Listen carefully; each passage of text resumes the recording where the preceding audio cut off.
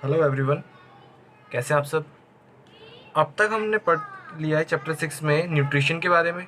Nutrition में हमने कई सारी चीज़ें पढ़ी, जैसे मोड्स ऑफ न्यूट्रिशन क्या होंगे, ह्यूमन डाइजेस्टिव सिस्टम कैसे काम करेगा, प्लांट अपना खाना कैसे बनाएंगे, मतलब ऑटोट्रॉपिक मोड ऑफ न्यूट्रिशन कैसा होगा, हेटेरोट्रॉपिक कैसा होगा। तो ये जो इतना भी हमने न्यूट्रिशन पढ़ा, आई होप आपको समझ आ चुका होगा। तो आज हम स्टार्ट करेंगे next topic, that is respiration.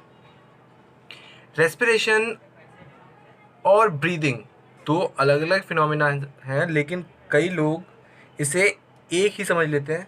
आज हम देखेंगे उसमें डिफरेंस क्या होता है, अलग अलग टाइप्स की रेस्पिरेशंस कैसी होती हैं। तो चलिए शुरू करते हैं। सबसे पहले देखो कि जो रेस्पिरेशन है वो एक एनर्जी रिलीजिंग प्रोसेस है। इसमें होता क्या है बेसिकली कि आपने जो फूड डाइजेस्ट किया और एब्जॉर्ब किया था, जब एब्जॉर्ब हुआ फूड, एब्जॉर्ब करने के बाद उसमें हमने पढ़ा था कि कुछ फूड एनर्जी जनरेट करने में हेल्प करता है। अब वो जो एनर्जी जनरेशन का प्रोसेस है वो है रेस्पिरेशन। जनरेट कैसे होती है, जो आपने फूड डाइजेस्ट किया, स्टार्च, ग्लूकोज, ये सारी फॉर्म में, तो जो ग्लूकोज है वो ब्रेक होता है ऑक्सीजन की प्रेजेंस में। ऑक्सीजन कौन सी, जो आप इनहेल करते हो। ऑक्सीजन आपने इनहेल की, वो फूड को ब्रेक करेगी। फूड को ब्रेक करने की वजह से जो एनर्जी रिलीज होगी, उसके बाद कुछ बाय प्रोडक्ट्स निकलेंगे, जैसे कार्बन डाइऑक्साइड, जो आप एक्सेल आउट कर दोगे। तो ये जो पूरा प्रोसेस है, ऑक्सीजन की हेल्प से फूड को एनर्जी में कन्वर्ट करना और कार्बन डाइऑक्साइड और वाटर जैसे बाय प्रोडक्ट्स रिलीज करना, ये है रेस्पिरेशन। आई होप थोड़ा बहुत समझ में आया होगा। बाकी हम पढ़ते हैं। The process of releasing energy from food is called respiration. वही फूड से एनर्जी को रिलीज कराना, वो जो पूरा प्रोसेस है उसे क्या बोलते हैं, रेस्पिरेशन। अब the process of respiration involves, respiration में इंक्लूड क्या क्या होता है, taking in of oxygen into the cells, using it for releasing energy by burning food, and then eliminating the waste products, that is carbon dioxide and water from the body. क्या क्या हुआ, oxygen हमने inhale की, food को हमने break किया, burn करके उसे एनर्जी में कन्वर्ट किया, और जितने भी वेस्ट वेस्ट प्रोडक्ट बने थे जैसे कार्बन डाइऑक्साइड और वाटर, वो हमने एक्सेल आउट कर दिया। तो ये पूरा प्रोसेस है रेस्पिरेशन का। इसे हमने इक्वेशन फॉर्म में कैसे लिखा हुआ है, food plus oxygen gives carbon dioxide, water and energy. अब जो आपकी बॉडी में रेस्पिरेशन का प्रोसेस है वो एक सेल में होता है, इसकी वजह से इसे क्या बोलते हैं, सेलुलर रेस्पिरेशन। पढ़ना, the process of respiration which releases energy takes place inside the cells of the body, so it is also known as cellular respiration. आपकी बॉडी के सेल में होने की वजह से इसे क्या बोल देते हैं, cellular respiration. It is essential for life because it provides energy for carrying out all the life processes which are necessary to keep the organism alive। ये एक असेंशियल लाइफ प्रोसेस है जिसकी वजह से आपकी बॉडी को एनर्जी मिलती है, जो कि आपकी बॉडी की फंक्शनिंग के लिए बहुत ही ज़्यादा ज़रूरी है। इसलिए रेस्पिरेशन में अभी तक हमने क्या देखा, रेस्पिरेशन एक प्रोसेस है एनर्जी को कन्वर्ट कर, फूड को एनर्जी में कन्वर्ट करने का। इसके अंदर होता क्या है, हम इनहेल करते हैं ऑक्सीजन, फूड ब्रेक होता है और एक्सहेल कर देते हैं हम कार्बन डाइऑक्साइड। सेल में होने की वजह से इसे क्या बोलते हैं, सेलुलर रेस्पिरेशन। और ये बहुत ही ज़्यादा एसेंशियल है आपकी बॉडी के लिए, because it provides energy for the various functions of your body. अब जो रेस्पिरेशन है और ब्रीदिंग है उसमें डिफरेंस क्या है वो देखते हैं। सबसे पहले देखिए, जो ब्रीदिंग है वो मैकेनिज्म है of obtaining oxygen and releasing carbon dioxide. सिर्फ इनहेल करना और एक्सहेल करना ब्रीदिंग कहलाता है। लेकिन रेस्पिरेशन में क्या होता है, इसमें ऑक्सीडेशन ऑफ फूड हो रहा होता है, जिसकी वजह से एनर्जी रिलीज हो रही है। फर्स्ट पॉइंट पढ़िए दोनों का, the mechanism by which organism obtain oxygen from the air and release carbon dioxide in called breathing. मतलब ऑक्सीजन को ऑब्टेन करना और कार्बन डाइऑक्साइड को रिलीज करना, ये क्या कहलाएगा, ब्रीदिंग। और रेस्पिरेशन में क्या होगा, ब्रीदिंग तो होगी, मतलब इनहेलेशन ऑफ ऑक्सीजन और एक्सहेलेशन ऑफ कार्बन डाइऑक्साइड तो है ही, प्लस और क्या है, oxidation of food. Respiration includes breathing as well as the oxidation of food in the cells of the organism to release energy. तो ब्रीदिंग में सिर्फ क्या था, ऑक्सीजन का इनटेक और कार्बन डाइऑक्साइड का एक्सहेल आउट होना। रेस्पिरेशन में क्या है, ब्रीदिंग तो है ही, प्लस प्लस उसके साथ क्या है, ऑक्सीडेशन ऑफ फूड। उसके बाद सेकंड पॉइंट, ब्रीदिंग जो है वो फिजिकल प्रोसेस है और जो रेस्पिरेशन है वो बायोकेमिकल प्रोसेस है, क्योंकि आपकी बॉडी के सेल के अंदर जाके वो एनर्जी रिलीज करा रहा है। थर्ड पॉइंट क्या कहता है, ब्रीदिंग में this process involves the lungs of the organism. Breathing में सिर्फ लंग्स का फंक्शन होता है, क्योंकि वो इनहेल करेगा एक्सहेल करेगा तो उस पर इन्फ्लेट और फ्लैटन होगा आपकी लंग्स। लेकिन जब रेस्पिरेशन की बात करते हैं हम, तो रेस्पिरेशन में माइटोकॉन्ड्रिया भी इन्वॉल्व होता है, आपका साइटोप्लाज्म भी इन्वॉल्व होता है। जब भी हम रेस्पिरेशन की बात करेंगे, यहाँ पे देखिए, this process also involves the mitochondria in the cells where food is oxidize to release energy. 9th class में आपने पढ़ा होगा कि माइटोकॉन्ड्रिया एनर्जी करेंसी प्रोवाइड करता है, एटीपी, इसलिए से क्या बोलते हैं, power house of the cell. तो जो एनर्जी प्रोवाइड करता था, प्रोवाइड कैसे करता था, वो है रेस्पिरेशन। एनर्जी प्रोवाइड करता था, पावर हाउस बोलते थे, एटीपी की फॉर्म बनाता था, वो तो हमने 9th क्लास में पढ़ लिया। लेकिन कैसे करता था वो हम इस क्लास में पढ़ते हैं। अब हम देखते हैं कि एनर्जी रिलीज कैसे होती है और उसका फंक्शंस क्या क्या है। The main purpose of respiration is the release of energy from the oxidation of simple food molecules like glucose. मतलब रेस्पिरेशन का मेन पर्पस क्या है, एनर्जी रिलीज करना by the oxidation of glucose. अब जो एनर्जी रिलीज हुई है उसे कहाँ यूज करेंगे वो पढ़ते हैं। The energy release during respiration is used for carrying out the biochemical function, biological functions. आपका जितने भी बायोलॉजिकल फंक्शंस हैं, आपका डाइजेशन भी एनर्जी कंज्यूम करता है, आपका एक्सक्रीशन भी एनर्जी कंज्यूम करता है, रिप्रोडक्शन भी एनर्जी कंज्यूम करता है। जितने भी बायोलॉजिकल फंक्शंस हैं वो सब किसकी वजह से होते हैं, जो एनर्जी रिलीज हो रही है रेस्पिरेशन के through, which are necessary for the maintenance of life and the survival of organism. और ये सारे बायोकेमिकल बायोलॉजिकल फंक्शंस जो हैं वो आपके सस्टेनेंस ऑफ लाइफ के लिए इंपॉर्टेंट है। आगे क्या है, respiration is just opposite of photosynthesis. Respiration एकदम उल्टा है फोटोसिंथेसिस का। फोटोसिंथेसिस में क्या होता था, हम कार्बन डाइऑक्साइड वाटर को लेके फूड बनाते थे और ऑक्सीजन रिलीज आउट होता था। रेस्पिरेशन में क्या होता है, ऑक्सीजन फूड को ब्रेक करता है, तो oxygen plus food gives last में कार्बन डाइऑक्साइड और एनर्जी, प्लस वाटर भी रिलीज आउट होता है वाटर ड्रॉपलेट्स की फॉर्म में। पढ़ना, respiration is just opposite of photosynthesis. This is because photosynthesis makes food glucose by using carbon dioxide, water and sunlight energy and releasing oxygen, whereas respiration breaks food by using oxygen and releasing carbon dioxide, water and energy। तो ये था respiration कैसे होता है और उसका utilisation का होता है और वो फोटोसिंथेसिस से कैसे अपोजिट है। उसके बाद कुछ एक्स्ट्रा बातें हैं, पढ़ लेते हैं, क्या पता कब आ जाए। सबसे पहले क्या है, how energy release during respiration is stored. अब जो एनर्जी रिलीज हो रही है ड्यूरिंग द रेस्पिरेशन वो स्टोर कैसे होती है। सबसे पहले देखो, the energy produced during respiration is stored in the form of ATP molecules.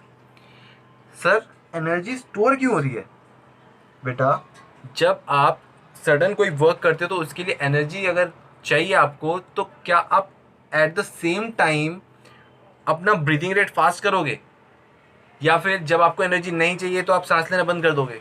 ऐसा तो पॉसिबल नहीं है ना।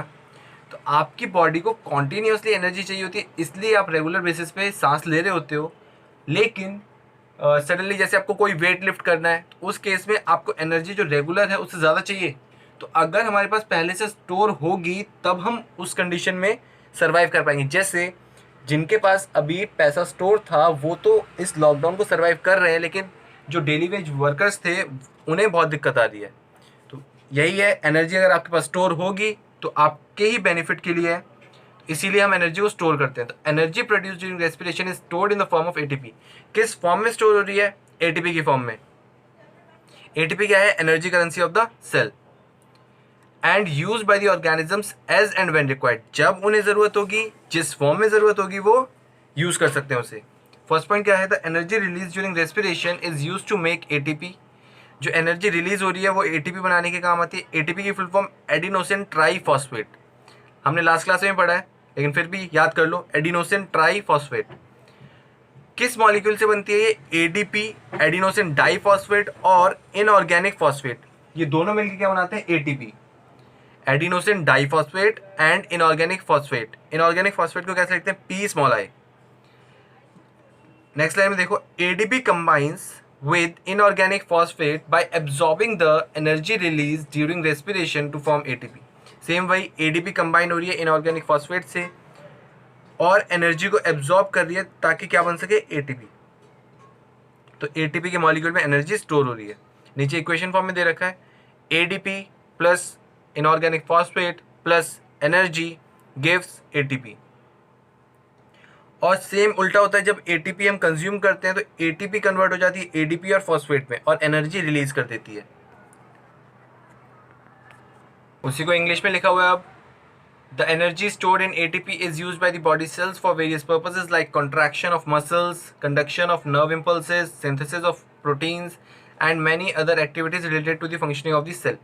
आपकी बॉडी में छोटे से लेकर बड़े काम तक हर एक काम के लिए क्या चाहिए? एनर्जी। चाहे वो कॉन्ट्रैक्शन ऑफ मसल हो, कंडक्शन ऑफ नर्व इम्पल्सेस हो, या फिर प्रोटीन सिंथेसिस का प्रोसेस हो, हर एक काम के लिए क्या चाहिए? एनर्जी। और एनर्जी कौन प्रोवाइड करेगा? रेस्पिरेशन के थ्रू आपका फूड जो आपने डाइजेस्ट किया है।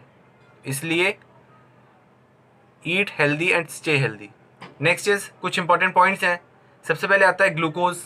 ग्लूकोज हमने लास्ट में फोटोसिंथेसिस में पढ़ लिया था, C6H12O6 होता है 6 कार्बन कंपाउंड से, क्योंकि C6 है, कार्बन 6 एटम्स है, तो इसलिए इसे क्या बोलते हैं? 6 कार्बन कंपाउंड।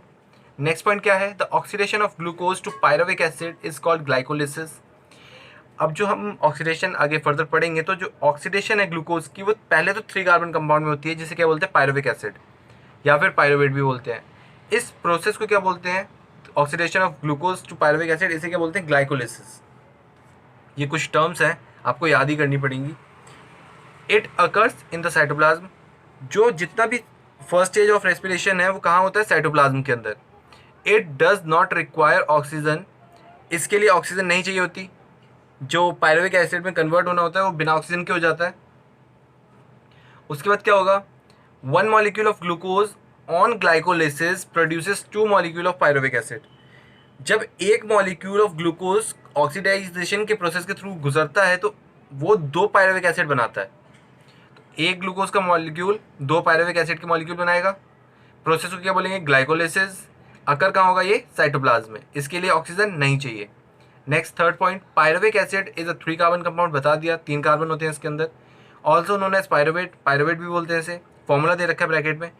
सर फॉर्मूला कैसे? फॉर्मूला आपको जब समझ आएगा, जब हम केमिस्ट्री के चैप्टर्स पढ़ेंगे तो वहाँ पे हम पढ़ेंगे फॉर्मूला बनते कैसे हैं। अभी के लिए सिर्फ इतना कि फॉर्मूला है, याद कर लो। लेकिन जैसे ही हम chapter 4 carbon and it's compounds पढ़ेंगे, उसमें फॉर्मूला फॉर्मेशन पढ़ेंगे, तो आपको तब ये फॉर्मूला समझ आ जाएगा। ये कीटोनिक कार्बोक्सिलिक एसिड है। नेक्स्ट पॉइंट क्या कहता है? अगर ऑक्सीजन प्रेजेंट है सेल्स में तो पायरुवेट कन्वर्ट हो जाएगा किस में? कार्बन डाइऑक्साइड, वाटर में, और बहुत ही ज़्यादा एनर्जी प्रोड्यूस होगी। अगर ऑक्सीजन प्रेजेंट नहीं है तो पायरुवेट कन्वर्ट होगा या तो इथेनॉल में और कार्बन डाइऑक्साइड, या फिर लैक्टिक एसिड में। डिपेंड करता है कि वो किस ऑर्गेनिज्म के अंदर परफॉर्म हो रहा है। अगर प्लांट सेल के अंदर हो रहा है तो इथेनॉल और कार्बन डाइऑक्साइड, अगर एनिमल सेल के अंदर हो रहा है तो लैक्टिक एसिड। और लैक्टिक एसिड जो बना है वो भी 3 कार्बन कंपाउंड है। इसे और क्या बोलते हैं? लैक्टेट। फिर वही फॉर्मूला दे रखा है, और इसके ग्रुप का नाम क्या है? Hydroxy carboxylic acid. जितने भी हमने पीछे भाई पॉइंट्स पढ़े, उसी के हिसाब से आगे के टाइप्स ऑफ रेस्पिरेशन डिसाइड होंगे। लेकिन एक बार रिवाइज कर लेते हैं, होता क्या है रेस्पिरेशन में? सबसे पहले तो जो ग्लूकोज है वो क्या है? 6 कार्बन कंपाउंड है। ग्लूकोज ब्रेक होता है पायरुविक एसिड या फिर पायरुवेट में, जो कि 3 कार्बन कंपाउंड है। इस प्रोसेस को क्या बोलते हैं? ग्लाइकोलिसिस। होता कहाँ पे है ये? साइटोप्लाज्म के अंदर। इसके लिए ऑक्सीजन ज़रूरी नहीं है। उसके बाद क्या है? आपका जो पायरुविक एसिड है उसका फॉर्मूला दे रखा है, प्लस ग्रुप बता रखा है आपका कीटोन कार्बोक्सिलिक एसिड ग्रुप है। उसके बाद क्या है? ये पायरुविक एसिड अगर ऑक्सीजन की प्रेजेंस में ब्रेक होता है तो क्या रिलीज करता है? कार्बन डाइऑक्साइड रिलीज करता है, वाटर रिलीज करता है, और बहुत ही ज़्यादा अमाउंट में एनर्जी रिलीज करता है। अगर ऑक्सीजन नहीं है तो फिर क्या रिलीज करेगा? या तो इथेनॉल, कार्बन डाइऑक्साइड और लैक्टिक एसिड। डिपेंड करता है वो किस ऑर्गेनिज्म में हो रहा है। अगर प्लांट में हो रहा है तो इथेनॉल एंड कार्बन डाइऑक्साइड, अगर वो एनिमल सेल में हो रहा है तो लैक्टिक एसिड। उसके बाद लैक्टिक एसिड भी 3 कार्बन कंपाउंड है। इसका ग्रुप कौन सा था? Hydroxy carboxylic acid. फॉर्मूला दे रखा था। तो अगर ये पॉइंट्स अगर आपको अच्छे से याद हो गए तो आपको आगे दिक्कत नहीं आएगी। टाइप्स ऑफ रेस्पिरेशन बचपन से पढ़ते आ रहे हैं, दो तरह के होते हैं, एरोबिक रेस्पिरेशन और एनारोबिक रेस्पिरेशन। एरोबिक रेस्पिरेशन वो रेस्पिरेशन जिसमें ऑक्सीजन का यूज़ होता है, फर्स्ट पॉइंट यही है। The respiration which uses oxygen is called aerobic respiration. अब जो ब्रेक डाउन है ग्लूकोज का वो ऑक्सीजन की प्रेजेंस में होगा, तो उसके नीचे आपको साइकिल दे रखी है। ग्लूकोज जो है वो ग्लाइकोलिसिस से पायरुवेट में कन्वर्ट हो रहा है, ये हमने पीछे पढ़ा अभी। पायरुवेट से कार्बन डाइऑक्साइड, वाटर और एटीपी, एटीपी एनर्जी करेंसी है, एनर्जी रिलीज हो रही है, ये भी हमने पीछे पढ़ा। लेकिन इसमें बीच में देख रखा होगा कर्व साइकिल दे रखा है, हालांकि आपके लिए नहीं है, ये 11th में पढ़ते हैं, लेकिन आपको नाम बता दिया है कि आपको कुछ याद रहे। हालांकि आपने नहीं लेनी साइंस, लेकिन फिर भी पढ़ लो एक बार। कर्व साइकिल बोलते हैं, ग्लूकोज से पायरुवेट में कन्वर्ट होना ग्लाइकोलिसिस, पायरुवेट से कार्बन डाइऑक्साइड, वाटर और एटीपी में कन्वर्ट होना कर्व साइकिल। ये जो पायरुवेट से कन्वर्जन है वो माइटोकॉन्ड्रिया में होता है, ग्लूकोज से जो पायरुवेट का कन्वर्जन है वो साइटोप्लाज्म में होता है, तो ये चीज़ याद रखनी है। Aerobic respiration, all the organisms which obtain energy by aerobic respiration can not live without oxygen. जितने भी ऑर्गेनिजम्स जो हैं वो एनर्जी एरोबिक रेस्पिरेशन के थ्रू अगर अटेन करते हैं तो वो बिना ऑक्सीजन के नहीं रह सकते। इसीलिए आपने देखा होगा मछली को जैसे हम पानी से बाहर निकाल देते हैं वो एटमॉस्फेयर की ऑक्सीजन नहीं ले पाती, क्योंकि वो डिजॉल्व ऑक्सीजन पे सर्वाइव करती है, इसलिए वो जैसे ही पानी से बाहर निकलती है उसकी डेथ हो जाती है। और हम भी ज़्यादा देर तक अपनी सांस नहीं रोक सकते, अदरवाइज हमारी भी डेथ हो सकती है। नेक्स्ट क्या है, एनारोबिक रेस्पिरेशन, वही ऑपोजिट हो जाएगा, वहाँ पे ऑक्सीजन प्रेजेंट थी, यहाँ पे विदाउट ऑक्सीजन होगा। एनारोबिक रेस्पिरेशन में क्या क्या प्रोडक्ट बनता है अभी हमने देखा था। अगर यीस्ट में है मतलब प्लांट में है, तो प्लांट में क्या बनेगा, पहले ग्लूकोज, ग्लूकोज से पायरुवेट, पायरुवेट से आपका इथेनॉल, कार्बन डाइऑक्साइड और एनर्जी रिलीज होगी, एनर्जी 2 एटीपी मिलती है। जब भी हम एनारोबिक रेस्पिरेशन करते हैं, एनारोबिक रेस्पिरेशन में जो एनर्जी है वो बहुत कम मिलती है as compared to aerobic respiration. Same अगर ब्रेक डाउन हो रहा है मसल सेल में तो पायरुवेट कन्वर्ट होता है लैक्टिक एसिड में और 2 एटीपी एनर्जी मिलती है। The accumulation of lactic acid in muscle causes muscle cramps when the muscle respire anaerobically. जब भी आपकी मसल्स जो हैं वो एनारोबिक रेस्पिरेशन परफॉर्म करती हैं, उसकी वजह से आपकी मसल्स में क्रैम्प आ जाते हैं। तभी आपने देखा होगा अगर आप बहुत ज़्यादा देर तक भागते हो तो पैरों में दर्द होता है, क्रैम्प्स आ जाते हैं। जितने भी क्रिकेटर्स वगैरह हैं, जितने भी एथलीट हैं, उन सब के क्रैम्प्स आते रहते हैं। लेकिन इसको सही करने के लिए क्या करते हैं, हॉट वाटर बाथ लेते हैं या फिर मसाज कराते हैं। तो हॉट वाटर बाथ या फिर मसाज एक तरीका है जिससे आप क्रैम्प्स वगैरह या फिर जो लैक्टिक एसिड प्रोड्यूस हुआ है उसका जो इफेक्ट है उसे रिड्यूस कर सको। फिर वही डिफरेंस दे रखा है एरोबिक रेस्पिरेशन और एनारोबिक रेस्पिरेशन में। Anaerobic respiration in the absence of oxygen होगी, aerobic respiration in the presence of oxygen होगी। जो एनारोबिक रेस्पिरेशन है उसमें पार्शियल ब्रेकडाउन फूड होगा, एरोबिक रेस्पिरेशन में कंप्लीट ब्रेकडाउन है। एनारोबिक रेस्पिरेशन में जो एंड प्रोडक्ट है वो कार्बन डाइऑक्साइड यीस्ट में, लैक्टिक एसिड मसल सेल में, इथेनॉल भी है। प्लस अगर जब एरोबिक रेस्पिरेशन की बात करेंगे, एरोबिक रेस्पिरेशन में जो एंड प्रोडक्ट है वो carbon dioxide, water plus energy release out होती है। जो एनारोबिक रेस्पिरेशन है उसमें लेस एनर्जी है और जो एरोबिक रेस्पिरेशन है उसमें कंसिडरेबल अमाउंट ऑफ एनर्जी, मतलब बहुत ही ज़्यादा अमाउंट में एनर्जी रिलीज होती है। तो अभी तक हमने क्या पढ़ा, हमने रेस्पिरेशन देखा क्या होता है। रेस्पिरेशन एक ऐसा प्रोसेस है जिसमें इनटेक ऑफ ऑक्सीजन होगा, फूड बर्न होकर एनर्जी प्रोवाइड करेगा और कार्बन डाइऑक्साइड और वाटर एक्सेल आउट हो जाएगा। Inhalation of oxygen and exhalation of carbon dioxide is termed as breathing, और ब्रीदिंग के साथ साथ ऑक्सीडेशन ऑफ फूड अगर होता है तो वो रेस्पिरेशन होता है। उसके बाद हमने देखा था कि रेस्पिरेशन में कई सारे प्रोसेसेस होते हैं। ग्लूकोज जो है वो ब्रेक होता है, ग्लूकोज 6 कार्बन कंपाउंड है, लैक्टिक एसिड बनता है, पायरुवेट बनता है, पहले पायरुवेट 3 कार्बन कंपाउंड है, एक ग्लूकोज मॉलिक्यूल में 2 पायरुवेट एसिड बनेंगे। तो ये सारी चीज़ें हमने देखी। फिर उसके बाद देखा टाइप्स ऑफ रेस्पिरेशन, 2 तरीके के होते हैं, एनारोबिक रेस्पिरेशन और एरोबिक रेस्पिरेशन। आज के लिए सिर्फ इतना ही। आप लास्ट क्लास का न्यूट्रिशन रिवाइज करो और रेस्पिरेशन अभी स्टार्ट किया है हमने, हल्का फुल्का ही है। अभी अगर आप साथ के साथ लर्न करते जाओगे तो आपके लिए बेटर है, लास्ट में आपको ज़्यादा मेहनत नहीं करनी पड़ेगी। अदरवाइज़ लास्ट में मेहनत करनी पड़ेगी और लास्ट में आपके पास सब्जेक्ट्स पाइलअप हो जाएंगे, फिर आप ढंग से टाइम नहीं दे पाओगे। तो इसलिए रिक्वेस्ट कर रहा हूँ कि अभी से पढ़ना शुरू कर दो और जितना पढ़ाया जा रहा है साथ के साथ रिवाइज करते रहो। लास्ट क्लास में होमवर्क दिया था पूरा न्यूट्रिशन का असाइनमेंट। आज रेस्पिरेशन के कुछ क्वेश्चंस हैं, कौन कौन से क्वेश्चंस करने हैं वो आपको मैसेज मिल जाएगा। बाकी हम मिलते हैं नेक्स्ट क्लास में। Bye bye.